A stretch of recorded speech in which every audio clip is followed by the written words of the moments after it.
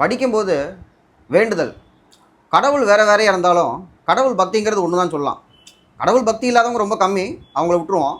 இப்போ நான் ஒரு 4 மாதம் 5 மாதம் படிக்கிறோன்னு வச்சுக்கோங்க.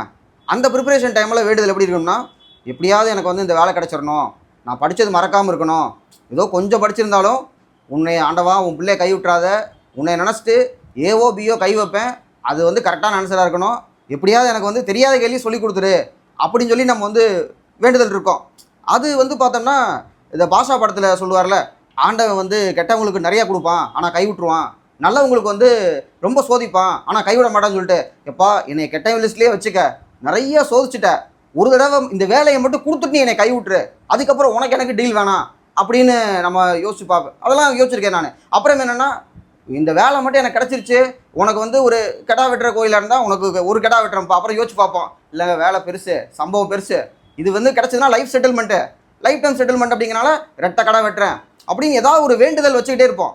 அதுக்கப்புறம் மொதல் எக்ஸாம் எழுதுனதுக்கப்புறம் என்னென்னா கிளியர் ஆகலை வரல அப்படிங்கிறதுக்கப்புறம் அடுத்து கொஞ்சம் கொஞ்சமாக போனதுக்கப்புறம் அப்படியே வேண்டுதல் மாறிட்டே வந்துருச்சு. நான் வந்து பார்த்தோம்னா ஒரு 1 இயர் ப்ரிப்பரேஷன் வச்சுக்கோங்க. 1 இயர் ப்ரிப்பரேஷனுக்கு அப்புறம் நமக்கு அவருக்கு இருக்கிற வேண்டுதல் எப்படின்னா, நீ ஒன்றுமே பண்ண வேண்டாம், நான் படிக்காத கேள்வி எனக்கு நீ கரெக்டாகவே கொடுக்க வேண்டாம், தயவு செஞ்சு நல்லா படித்து வைக்கிறத மட்டும் என்னை கேர்லெஸ் பண்ண வச்சிடாத, உனக்கும் எனக்கும் சம்மந்தமே இல்லை, தயவு செய்து நீ என்னை என்ன பண்ணிடாத, கேர்லெஸ் மட்டும் விட வச்சிடாதப்பா அப்படின்னு வேண்டிக்குவோம். அதுக்கப்புறம் ஒரு முடிவுக்கு வந்தேன் நான், இந்த இப்போ இருக்கிற வேலையில் எப்படி நீ வந்து ஒரு 5 கேள்வியை வாங்கிடுவ, உனக்கு காணிக்க நான் கொடுக்கணும், உனக்கு காணிக்க கொடுத்தது போக மீதி நான் வந்து செலக்ட் ஆகிறேன் பாரு, எனக்கு அது 172 போட்டிருப்பேன் நான், ஆனால் 167 வந்துச்சு. ஒரு 5 கொஸ்டின் வந்து நான் கொடுக்க வேண்டியதாக இருந்தது. ஜெயிச்சேன். எல்லாத்துக்கும் இதே கேம் தான். என்னன்னா சொல்லுவாங்க 155 கட் ஆஃப்னா நான் 151 எடுத்தேன், ஒரு 4 கேள்வி கேர்லெஸ்ஸை போச்சு அப்படிம்பாங்க.